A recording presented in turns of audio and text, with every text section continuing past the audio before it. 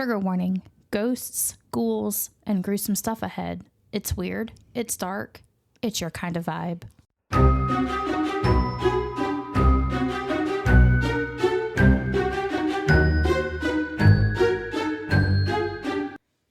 Welcome to Haunted and Homicidal, the podcast where true crime meets the paranormal. I'm Lauren. And I'm Courtney. Every week we uncover the terrifying, the twisted, and the totally unexplainable. Lock your doors and grab your sage. Because things are about to get haunted and homicidal. Hey guys. What's up? What is up, my noodles? I don't know. I just threw that. It's been a long frickin' day already, and it's too fucking early. God damn it! It's early. I don't like being up before 8 o'clock. Yeah, we had shit to do at 8 o'clock. So, yeah, we've already but anyway, yeah, we've had like a very long day already, and we had a photo shoot this morning. I haven't even had coffee yet. Yeah, coffee doesn't even work anymore. So, but there's Alani's in there. I might have to get one later. Yeah, if I drink one like after 11, 12 o'clock, I don't sleep at night. So there's no point for me to grab one right now. You barely sleep anyway. I know, but it's worse if I have an energy drink. Yeah. Because it takes me so long to drink one. So if I started at like 10 o'clock, which it is right now, I won't be done with it until like 1. So then I don't sleep already. And that just makes it worse. I would like to sleep, but we don't have an early morning tomorrow, I don't think. I think we start around 10 again tomorrow. Will be okay. But that means we don't have to be up at 6 for an 8 o'clock photo shoot that a fucking cat photo bombed the entire time. It's great. I'm telling you, we should have just gave him the picture with him and the cat. Yeah, it's whatever. So probably won't be posting any of those unless they give me the okay to, because it's my sister-in-law, my brother, maternity shoot.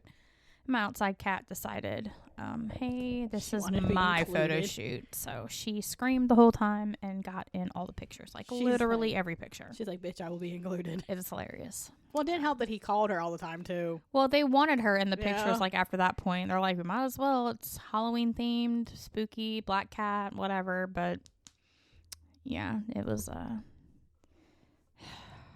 something. But, they do have eggnog out right now, and I'm super excited. A what? Picture of my shirt? Oh, yeah, maybe. I've had it for a while. I don't know why this is the first time you've seen it. This is the one I told you that he got me like in a 3X, because that was all that was available, and it's like so big. Oh, damn. Yeah, I just needed like a regular extra large, and this is like you see, it like goes down to my knees. It's huge. I just didn't pay that much attention to it. I don't know. Well, you said something about a shirt that I wear like every time. Like last week it was Ozzy. You're like, hey. I don't know. Or my Drop Dead Fred shirt. You didn't know who that was. What was that? My throat. Yeah, and this one just says, you inspire my inner serial killer. My husband got it for me. Which is funny because we're doing our murderer episode. Yeah. Well, I mean, we do a murder episode every week, but this guy wasn't a serial killer, though. So. Well, the one we're talking about right now. You know what? I've had it. It's too early, man. Yes, it is still. I'm struggling. Yeah, it's because I don't even know what I want. What? I don't know. I'm barely. Oh no! Guess what I forgot to do? That nobody reminded me to do. Take the ticket out. Let me text London. I'm gonna have her do it. See, I told you. I said, why would you tell us? I said, what makes you think we're all gonna remember? I thought at least somebody out of the 3 people I told myself, and then y'all 2. Clearly not. At least I remembered now. Yeah, you remembered. The rest of us did not. So I guess we'll just go ahead and get into our stories for the week. These come out the week of Halloween, so they are, spooky. Guess what, Halloween themed. Halloweeny. Yeah. I think both of our stories happen on Halloween, and then we've got some other interesting stuff for like the paranormal side of it.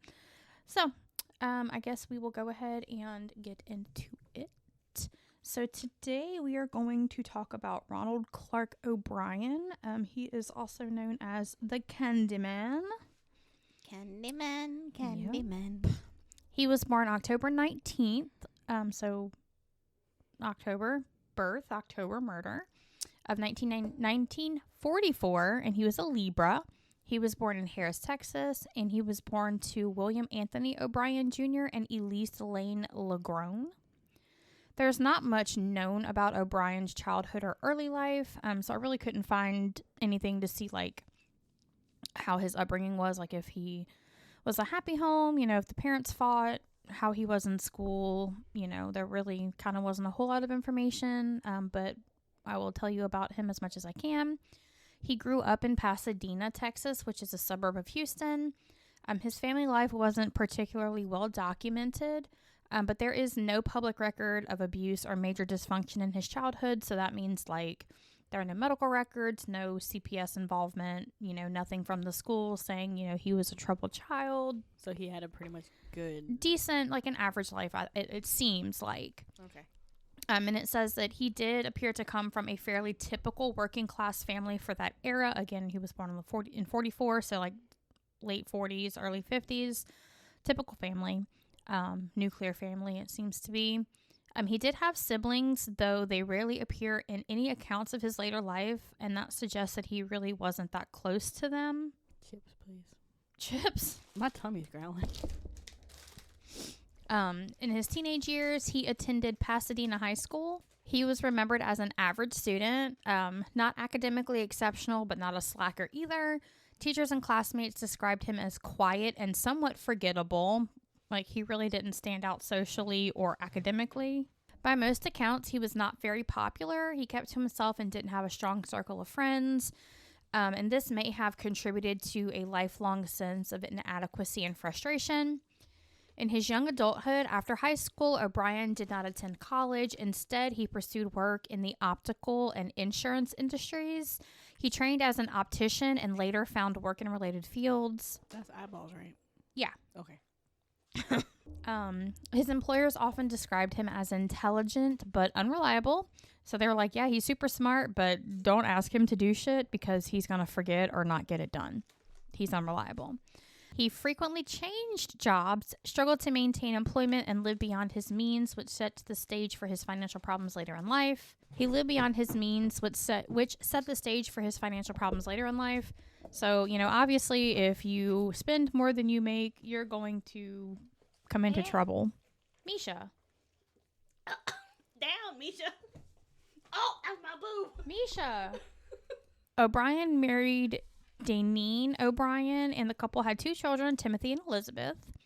He was heavily involved in his local Baptist church, serving as deacon, choir member, and volunteer. Outwardly, he presented himself as a model family man and a religious figure. What have we learned when we talk about model family men and religious figures? They are not. On this podcast. They are not. Specifically this podcast. Yeah. They are not. They are not. By October of 1974, O'Bryan had a serious debt owing over $100,000 to various companies. He'd sold the family residence and used about $6,000 of the proceeds to cover those pressing bills. He still owed roughly $2,000 on a delinquent loan, $800 to the government, and was 8 months behind on car payments and was facing repossession. How the hell is he in so much debt? How are you 8 months behind and they haven't come for your car yet? Like, right now, you miss a payment, and 2 days later, they're like, we're coming to take your shit. Well, I mean, it was the 40s, 50s. Yeah, but still, like, 8 months? Come on. Maybe they're more lenient then. Maybe. So, in January of 1974, he joined Pasadena State Bank's New Outlooks Club, which automatically provided $10,000 in a life insurance policy per family member, including both of his children. His wife opposed even these small premiums, so she was like, we don't need that. The kids don't need life insurance. They're kids. They're little. Quick side trip, everybody needs life insurance. You never know what happens. Exactly. You never know what happens. Late September, early October of 1974, he secretly bought an additional $20,000 in policies on each child. What the fuck? Against his agent's advice and without telling his wife. So his agent's like, maybe he was like a little suspicious, like, no, something is not feeling right here. That's a lot of fucking money. Yeah, you don't need this right now. By mid-October, both children had multiple policies. So if you kind of if you paid attention in past episodes, as far as insurance payouts go, you can kind of see where this is going to lead already. This mother... Yeah. O'Bryan himself had little or none on himself. He had no life insurance policies on himself, just on his kids. What? Just on his kids. So again... Did the wife have one? Nope. Only on his children. So, bruh. Total per child was about $30,000. And that was in the 40s. So that would probably be like a significant amount today. I didn't even look up to see what it was. On November 1st, so this is after what happened, but this kind of ties in with this whole insurance part. He called his insurance agent around 9 a.m. to ask how to collect the payout, and then asked his bank by 9:30 a.m. about policy proceeds. He ordered death certificates and openly discussed how he'd use the money. On vacation, paying off his debts, etc. Wait, why did he order 6 death certificates? I don't know. Just because every place that needs a death certificate has to have an original. Oh. So, like, when my husband's mom passed away, we ordered, like, 10 because we had, like, the bank, her social security, her disability. So each place has to have their own. Oh, okay. So you just kind of, like, order them in bulk and then hand them out as needed. I guess it was the same back then, it seems to be. So, between August and October of 1974, at TSO, which is where he worked, he asked his manager to obtain cyanide, even though cyanide hadn't been used in optical work for about 20 years. That should have been red flag number 1. Mm-hmm. Well, 2 after the life insurance. Yeah, but I mean, like, the manager didn't know about the life insurance, but that should have been a major red flag if cyanide hadn't been used in the optical world in more than about 20 years for him to say, hey, can you go get me some cyanide? He about to murder her damn kid. Yeah. Oh. So, he talked to a friend at ARCO Chemical about types of cyanide, fatal doses, and toxicology detection. So, like, again, this is kind of one of those situations where there are so many steps for this man to do what he did. So many red flags. And nobody freaking... And nobody did anything. Ugh. Yeah. Ugh. He visited Curtin Matheson Scientific in Houston seeking to buy some. So he was, I guess his manager was like, no. So he went out and... He should have fucking reported his ass. Yeah, he was looking to buy some himself. So he turned down a 5-pound container because he said it was too large. He only needed a little bit. And then he repeatedly discussed lethal dosages with his co-workers and even with the customer on Halloween day. How did no one... What? I don't know. I guess because, like, they said he was kind of, like, awkward and weird, so maybe they just thought it was some kind of whatever. So, on October 31st of 1974, Halloween night, O'Bryan took his 2 children trick-or-treating in Pasadena, Texas neighborhood. O'Bryan's neighbor and his 2 kids accompanied them. He got to freaking poison all these kids. After visiting a home where the occupant failed to answer the door, the children grew impatient and ran ahead to the next home while O'Bryan stayed behind. He eventually caught up with the group and produced 5 21-inch Pixy Stix, which he would later claim was given to him from the occupant of the house that had not answered the door. Lie. Yeah, so on top of him doing what he did, he, like, already had it in his mind that he was going to blame somebody else. Like, he must have kind of been watching to see other kids go to that house, nobody ever answer, and he's like, okay, this is going to be the guy. What? At the end of the evening, O'Bryan gave each of his neighbors 2 children a Pixy Stick and 1 to each Timothy and Elizabeth. Upon returning home, O'Bryan gave the 5th Pixy Stick to a 10-year-old boy whom he recognized from his church. Oh, Lord. So he didn't even, like, it was just a 5th Pixy Stick, and he was like, I'm just going to give it to whoever happens to come by. So before bed, Timothy asked to eat some of his candy he collected, and according to O'Bryan, he chose the Pixy Stick. Bullshit. Timothy had trouble getting the powdered candy out of the straw, so O'Bryan helped him loosen the powder. After tasting the candy, Timothy complained that it tasted bitter. O'Bryan then gave his son Kool-Aid to wash away the taste. Timothy immediately began to complain that his stomach hurt and ran to the bathroom where he began vomiting and convulsing. Oh, that shit worked quick. O'Bryan later claimed he held Timothy while he was vomiting and the child went limp in his arms. Timothy O'Bryan died en route to the hospital less than an hour after consuming the candy. Timothy's death from poisoned Halloween candy raised fear in the community. Numerous parents in Deer Park and the surrounding area turned in the candy their children got from trick-or-treating to the police, fearing it was laced with poison. The police did not initially suspect O'Bryan of any wrongdoing until Timothy's autopsy revealed that the Pixy Stix he had consumed was laced with a fatal dose of potassium cyanide. 4 of the 5 Pixy Stix O'Bryan claimed to have received were recovered by authorities from the other children, none of whom had consumed the candy. Thankfully. So his daughter didn't eat it? Okay. No, she didn't eat it. The other 2 kids from the friend didn't eat it, and then that random little boy that he knew from the church did not eat it, so it was just Timothy. That's so sad. The parents of the 5th child became hysterical when they could not locate the candy after being notified by police. The parents rushed upstairs to find their son asleep, holding the unconsumed candy. The boy had been unable to open the staples that sealed the wrapper shut. So what? Just by fate. Just by fate. The fact that he had it fucking stapled. Yeah. Well, Pixy Stix come stapled. The big long ones, they come stapled to that little paper tab that they're on.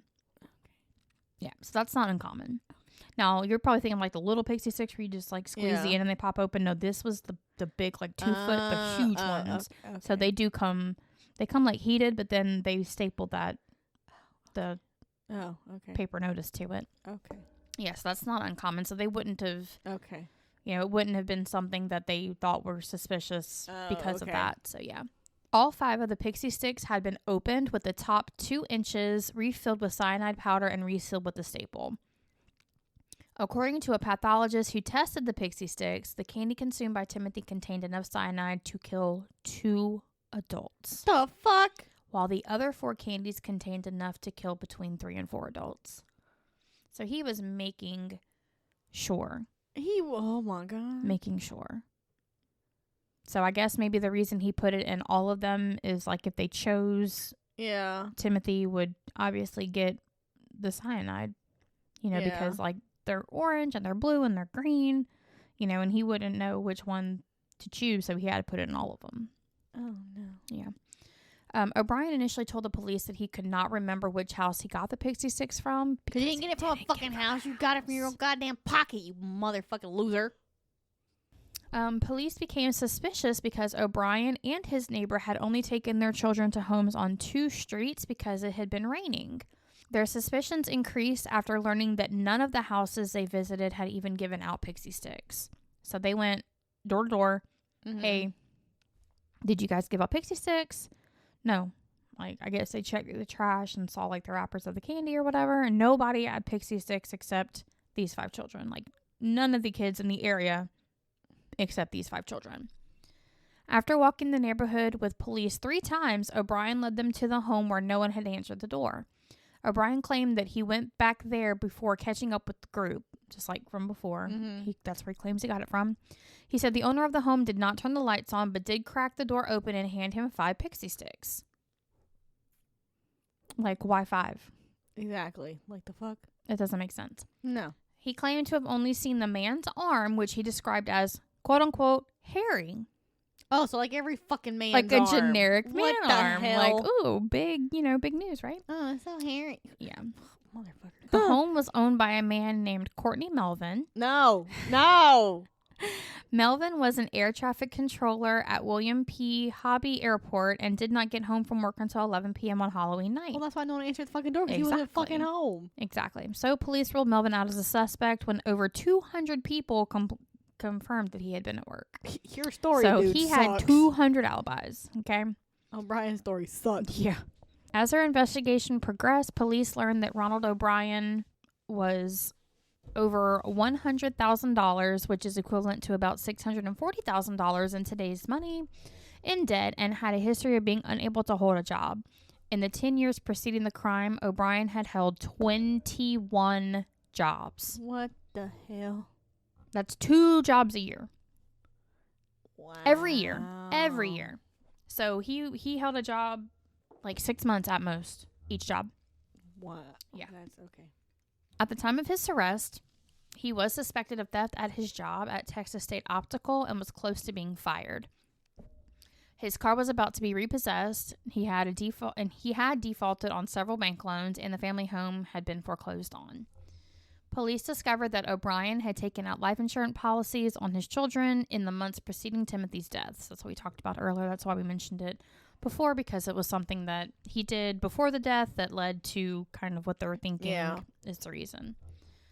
In January of 1974, he had taken out $10,000, which is equivalent to $63,758 today. That's a lot. In life insurance and policies on both of his children.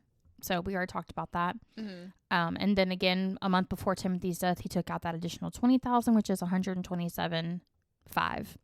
So like almost $190,000 on each child in life insurance policies. Oh my Lord. And he did that despite the objections of his life insurance agency. They should have just been like, no, we're not giving as it to you. a licensed insurance agent, it is my responsibility to lead the customer and provide the customer with the information that is appropriate for their situation. Not to have all these additional extra add-ons that are not needed, but then of course, if something seems kind of suspicious, it's something that, we probably need to look into a little bit further. So they apparently did not. They did not. He wanted it, so they were like, cool, we're gonna do it.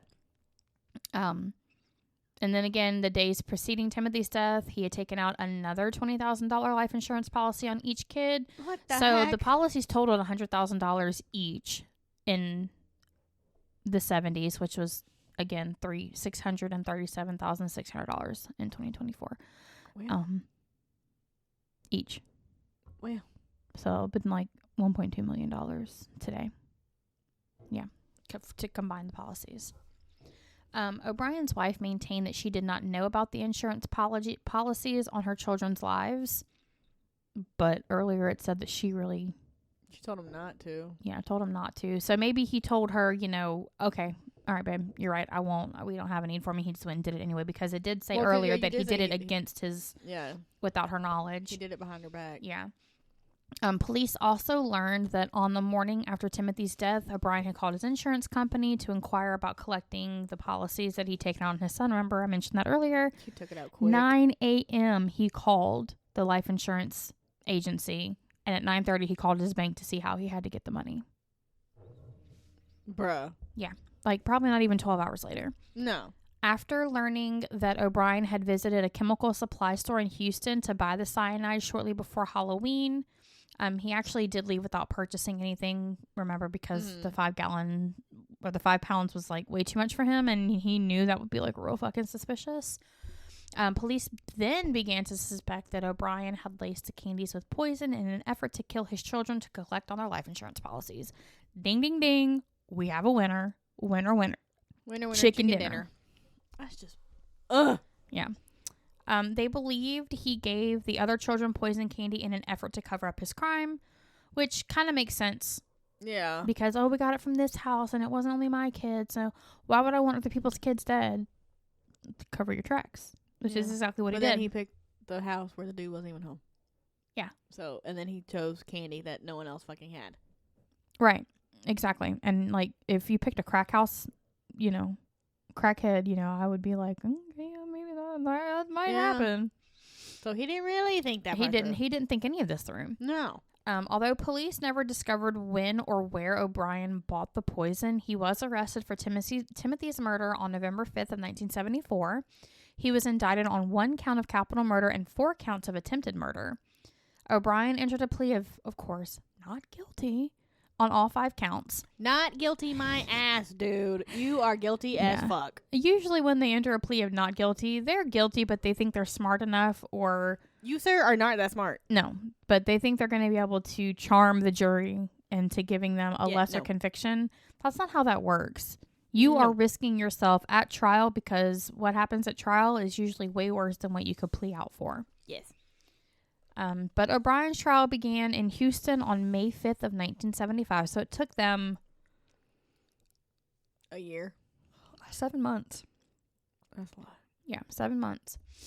So his charge was capital murder under the Texas Penal Code 19.03A3, murder for remuneration or promise thereof.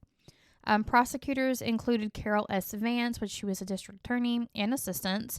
The defense included Marvin O. Teague, and he was court appointed because O'Bryan was a broke motherfucker. Douchebag. Yeah. Ugh. During the trial, a chemist who was acquainted with O'Bryan testified that in the summer of 1973, O'Bryan had contacted him asking him about cyanide and how much would be fatal. A chemical supply salesman also testified that O'Bryan had asked him how to purchase cyanide.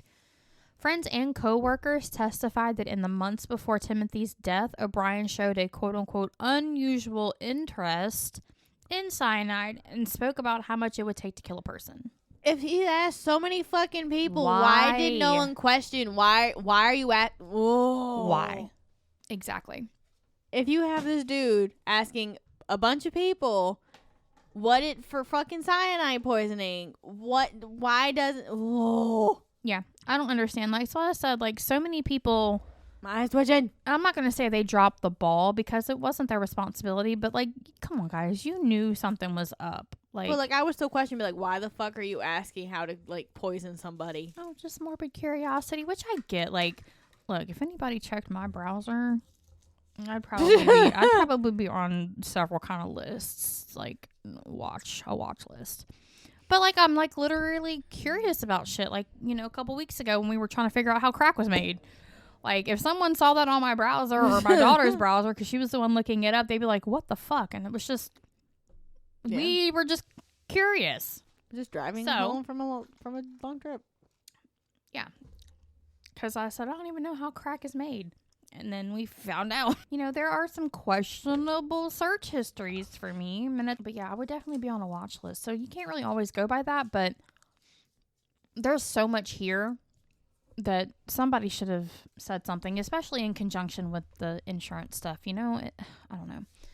Anyway, O'Brien's sister-in-law and brother-in-law testified that on the day of Timothy's funeral, he spoke about using the money from Timothy's insurance policy to take a long vacation and buy other items. The hell?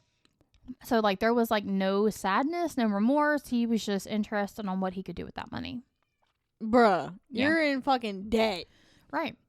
Additionally, his wife rejected the claim that Timothy had chosen the Pixy Stick and said that O'Bryan had, in fact, forced him to choose it. Yeah, because I be choosing chocolate.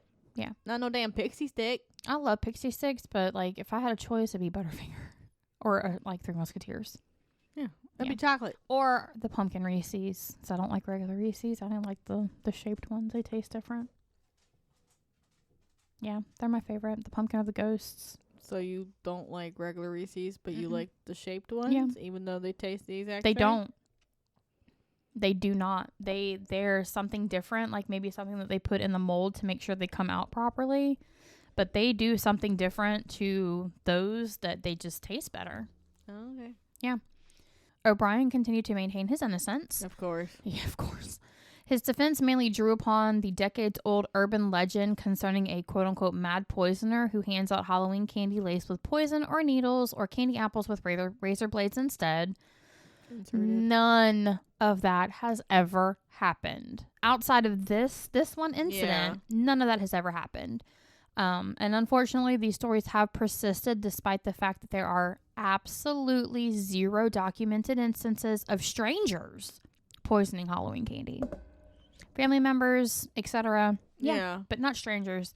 Just like, oh, my kids can't go trick-or-treating because what if someone gives them drugs? Do you know how fucking expensive drugs are? Mm-hmm. No one's gonna... Who in their right mind is just gonna hand out fucking drugs? No. I'm not. No. Do you know how expensive edibles are? They're $30 for 10. Ew. That's $3 a piece. Ew. Do you think I'm gonna fucking hand over gummies, edibles to children? No. That's just expensive. No. Absolutely not. The case and subsequent trial garnered national attention, and the press dubbed O'Bryan the Candyman. The Candyman can. He can't, obviously. No. On June 3rd of 1975, a jury took a whopping 46 minutes to find O'Bryan guilty of capital murder and 4 counts of attempted murder. The jury took only 71 minutes to sentence him to death by lethal injection. I didn't even know they had lethal injection in the 70s. Huh. Shortly after he was convicted, his wife filed for divorce. Smart woman. Smart woman. Should go have. Girl. Go girl. She later remarried, and her new husband was wonderful and adopted her daughter Elizabeth. Oh, that's so nice. Poor Elizabeth. So though. nice. Trauma. I know. Ugh, can you imagine? Your fucking brother like dying. Not just that, but knowing your dad also gave you a pixie stick that had the same shit. You could have been next. Yeah, and she probably would have been if he wasn't caught so quickly. And it, can you imagine? I can't imagine growing up with all that thought in my head. That poor girl. I hope she got the mental help that she needed. I truly hope she did, because she wouldn't be that old right now. No, she'd be in her 50s, 60s, maybe. Probably. Because my mom was born in 66, and this happened in the 70s. And it doesn't say how old they were, but they were maybe 10. They were young kids, so she might be in her 60s, so she's probably still, poor thing. Like, every Halloween has just got to be so traumatic for her. She's I couldn't imagine. Nope, ain't going to get candy, nothing. No Pixy Stix for me, thank you. That poor woman. Oh, I feel so bad for her. Mm-hmm. At the time, men sentenced to death under Texas law were confined to the Ellis 1 unit near Huntsville, Texas. According to Reverend Carol Pickett, a former chaplain who worked for the Texas Department of Criminal Justice, O'Bryan was shunned and despised by his fellow death row inmates for killing his child and was absolutely friendless. And that is a direct quote. Yeah, they don't like, apparently they have it worse if you kill children in there. Yeah. The inmates reportedly petitioned to hold an organized demonstration on O'Bryan's execution date to express their hatred of him. Nice. Bryan's first execution date was set for August 8th of 1980. His attorney, unfortunately, successfully petitioned for a stay of execution. Let the man die. That's what they're paid to do. They're chasing the money. Let the man die. So, a second date was scheduled for May 25th of 1982. That date was also postponed. Don't get mad. Don't get mad. Judge Michael McSpadden scheduled a third execution date for October 31st of 1982, which was the 8th anniversary of the crime, and he offered to personally drive O'Bryan to the death chamber. Yes! Like I said. I like that, Judge. It didn't happen, though. God damn it. I know. It got.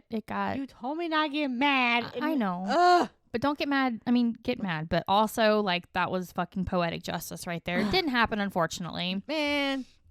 It Got was. me excited for no fucking reason. I know. It was to have been the first time Texas executed an inmate by lethal injection. This title would later go to Charles Brooks Jr. I don't know who he is. Maybe he's somebody we'll cover. I don't know.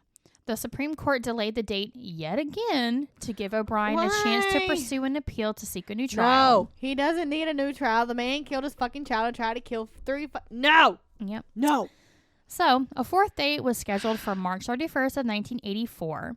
O'Bryan's lawyer sought a fourth stay on the basis that lethal injection was quote-unquote cruel and unusual punishment. And so is giving a fucking child a Pixy Stix fucking laced with poison, Lethal, and he's fucking vomiting and lethal injection is the least cruel and unusual punishment. Let me shoot his ass in the middle of fucking He should have just been stuck in the electric chair, because I think Texas still did that. I think they still do that. Anyway. But on March 28th, a federal judge rejected the request.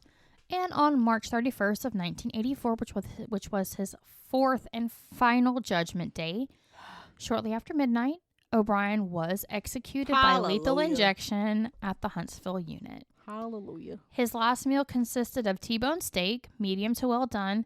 Ew. Number 1, red flag. For one, he shouldn't have got a last meal. He just got a fucking mashed potato. So, like, his last meal, kind of slaps. Okay, I'm not gonna lie. I don't give a shit. Not gonna lie, but it would need to be he don't deserve it.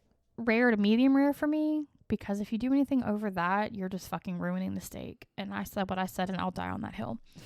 So, again, he had that T-bone steak, medium to well done, which tells you he's a fucking psychopath right there. French fries and ketchup, whole kernel corn, sweet peas, lettuce and tomato salad with egg and French dressing, iced tea, sweetener, saltines, Boston cream pie, and rolls. So, like I said, like that's a meal. He didn't deserve none of that shit. He did not. He deserved like a bologna sandwich. A wet bologna sandwich. Yes. Yeah. Slap to the face. That's right. Here, bitch. Pop. That's your meal right there, damn it. O'Brien's last words were, quote, "What is about to transpire in a few moments is wrong. However, we as human beings do make mistakes and errors. This execution is one of those wrongs, yet doesn't mean our whole system of justice is wrong.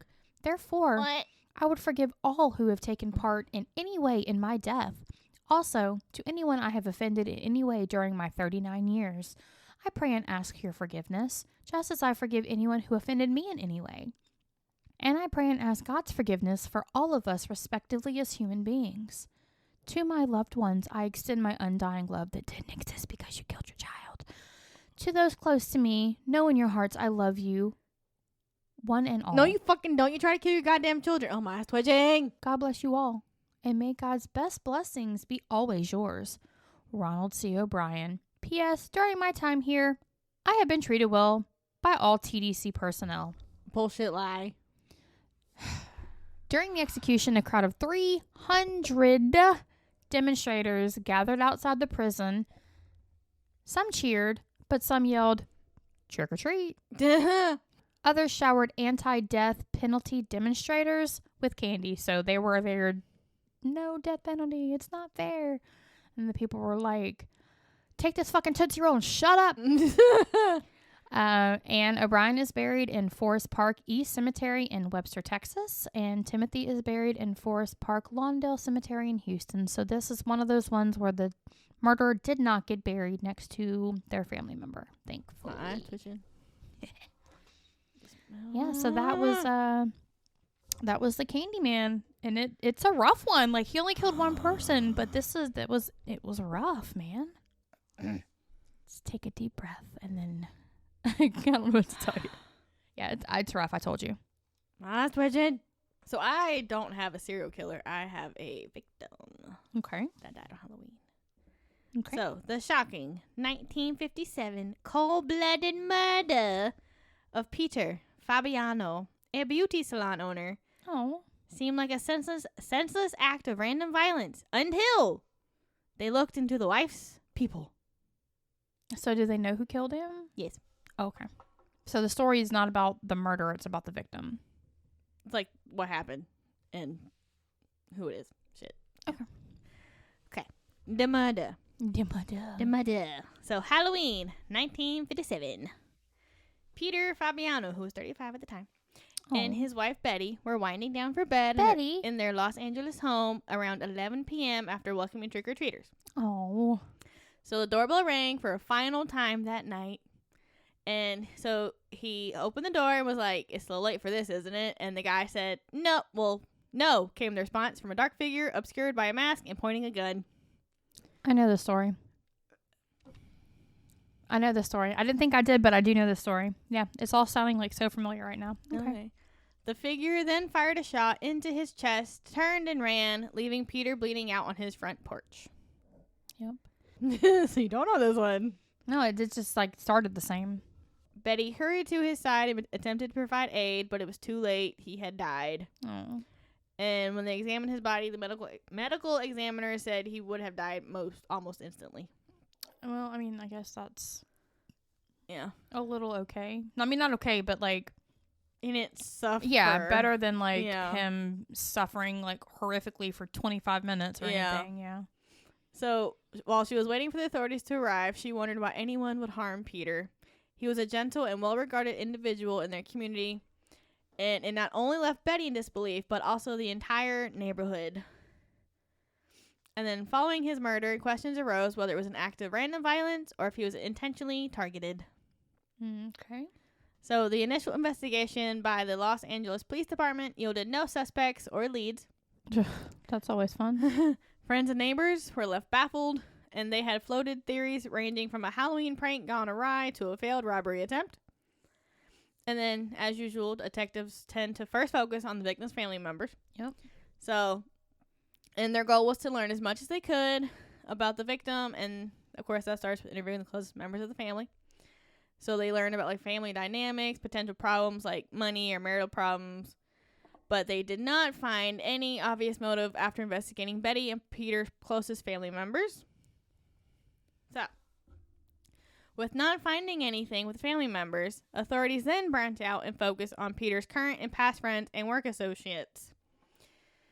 And this is when a suspect emerges. Oh, okay. Pivotal moment came when they spoke with Joan Rabel, who was 40, who was a photographer who had previously had a friendship with Betty. Okay. Her relationship with the family had raised no suspicions among the investigators, but something didn't feel right though, and with the urging from Betty, they dug a bit further into her history. And it was during this exploration that a complex web of envy and deceit started to unravel. Not envy and deceit. The breakthrough came when they linked Joan to Goldine Pizer, who's a 43-year-old medical clerk, a reserved woman of similar age who had never been linked in any criminal activity. Okay. So Pizer was known to lead a life of loneliness and isolation. However, investigators were shocked when Pizer confessed to the murder. What? Okay. Turns out that Pizer had formed an emotional bond with Joan Rabel, and it appeared that Joan had manipulated her into carrying out the murder. I do know this one. Bitch! I do. Yep. I do. God. They don't. I do. Okay. Motive and confession. So, it emerged that Joan and Betty had shared a close relationship that may have leaned towards the romantic side, and Joan felt envy toward Peter as she felt he obstructed her bond with Betty. Mm-hmm. Psycho stalker obsession. And Joan was a former employee at the salon and had let Betty stay with her when she and Peter were having marital problems. Okay, marital problems happen. That doesn't mean she's going to leave her husband for you. Exactly. And the Los Angeles Times described Joan and Betty's relationship as abnormal, quote unquote, yeah. a code for lesbian/gay. Yeah. And Peter had insisted Betty break off the affair before they could be reconciled, something that enraged Joan. So she harbored bitterness toward Peter for coming in the way of her desired deeper connection with Betty, which she viewed as an impediment to forming a closer bond with Betty. Her envy grew stronger, and eventually she devised a plan to remove Peter from the equation and orchestrate his death by manipulating Goldine into carrying out the murder. So she was able to accomplish this by telling Pizer that Peter was an abusive drug dealer who was physically assaulting Betty. And Pizer, who was a closeted gay woman who had recently been divorced from her husband, was easy for the jealous Joan to twist her will. She hoped she could be with Betty forever once Peter was out of the way, and right after the murder, told Pizer, "Forget you ever knew me." That is insane. Uh-huh. And it's so sad that people just want like some kind of connection with somebody, and then they get manipulated into doing horrible things that they normally probably wouldn't do otherwise. Mm-hmm. So, she carefully planned out the crime. First, she convinced Goldine to purchase a .38 caliber revolver. Next, she exploited Goldine's longing for acceptance and her affectionate feelings towards Joan and convinced her to carry out the murder. Like, the fact that this bitch used the other chick's feelings, that's bullshit. I mean, and the fact that she's using this woman to kill somebody else so she could be with that man's wife and not be with the woman who's doing the killing. Like, she's who wants to be with her. Right. She's just manipulating completely all the way around. Mm-hmm. That's crazy. So during her interrogation, Goldine admitted she took measures by disguising herself for Halloween and committing the murder to secure Joan's approval and affection. And there's a breakthrough when they tracked down the firearm used in the killing, which had been purchased by Pizer. And oversight she had regretted as it led to her apprehension. Yeah, that's that's usually how that works. Yeah. She soon after admitted her guilt, and she disclosed Joan Rabel's role as the mastermind. Good. At least she was like, look, if I'm going down, you're going down. Bitch, you're going down me. with me. So with her confession, they turned to Joan. And despite her denials, the evidence against her was overwhelming. Prosecutors confirmed Joan's close relationship with Betty, and Goldine's detailed account of Joan's role in planning the murder left little doubt about her involvement. Both women were arrested and charged with murder. Jesus. Okay. Trial and sentencing. The high-profile trial drew significant media attention. A love triangle intertwined with manipulation and a Halloween night murder fascinated the public. So let me ask. You might cover it later, but did Betty know about any of this? Nope. So she really wasn't involved, other than with Joan, and then Joan just took it upon herself. So I was trying to see like if it was Betty helped her plan it, because Betty told them, look at Joan. Yeah. Well, also that's also like guilt. You know, she was in on it, so she didn't go down for it. She pointed them elsewhere. She wasn't involved. Okay, I was wondering. Because I think once they reconciled, she like dropped her. Well, and then Joan got pissed off and was like, I mean, truthfully, yes, he was the reason they could not maintain their relationship, but they were married first. Exactly. So the courtroom was often filled to capacity with onlookers, while newspapers meticulously documented each aspect of the case. Okay. And so both of the ladies were examined by a psychiatrist, as the court believed that homosexuality may have made them unfit to stand trial.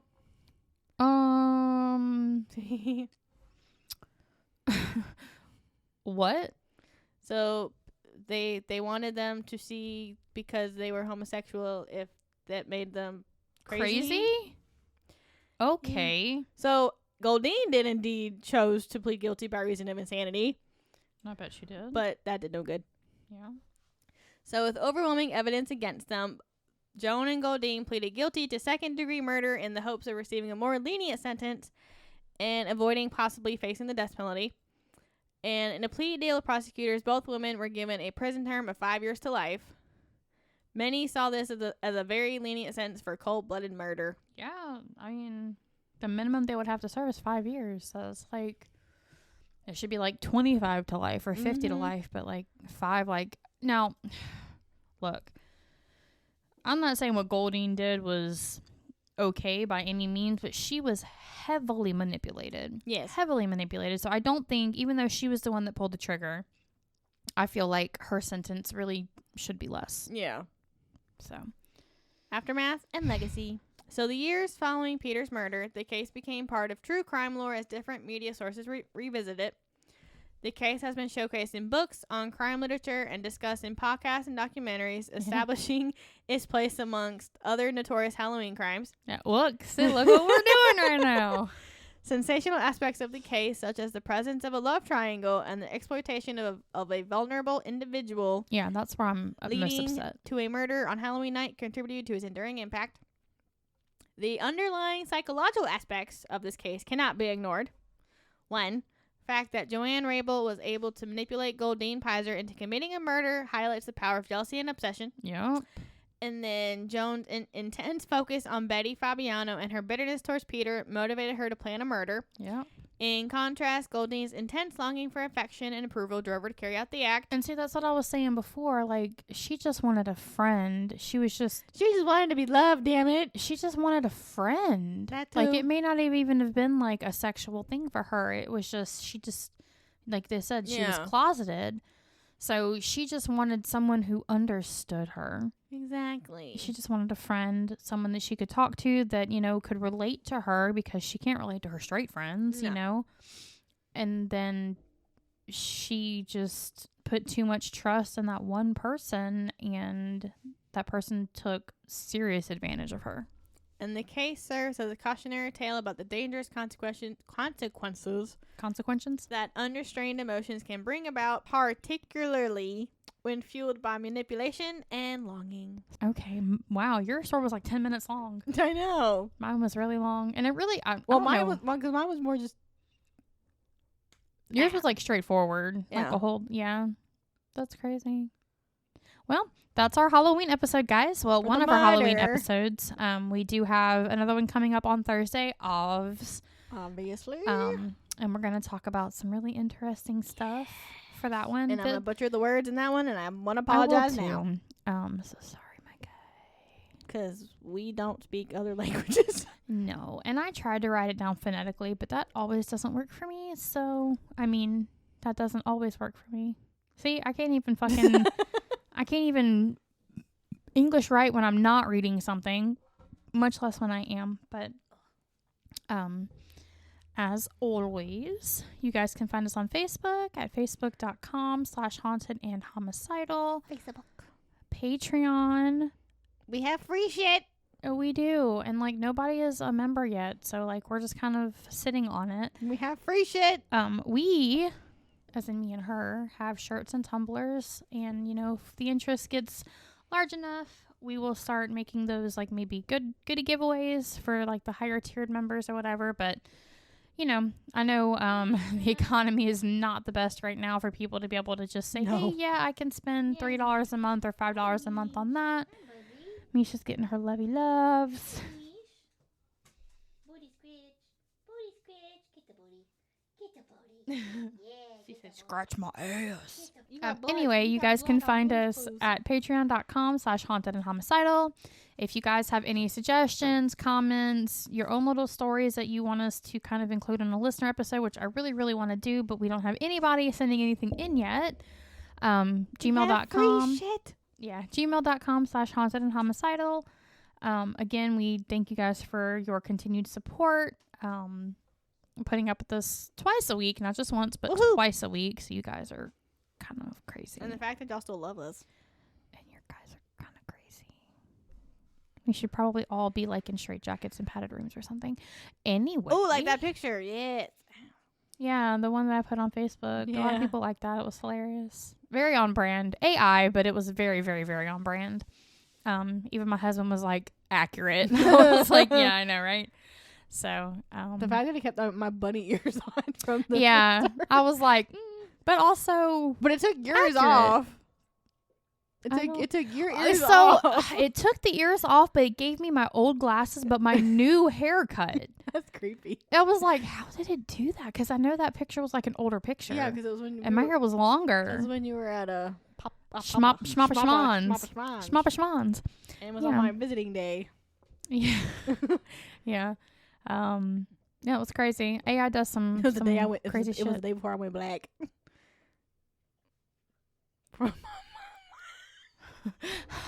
I'm sorry.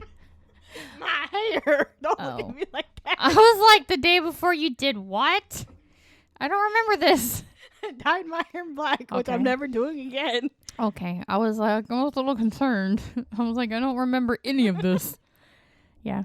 My hair. Yeah. Don't look at me like that. It was. I think that was during one of the sessions we were talking about Florida and people in Florida and people getting angry about people in Florida. Loser. Anyway, thank you guys for your support, your continued love. We appreciate it. Happy almost Halloween. Woohoo! And we'll see you. Halloweeny. We'll talk to you guys in a couple days. Okay, bye. Bye.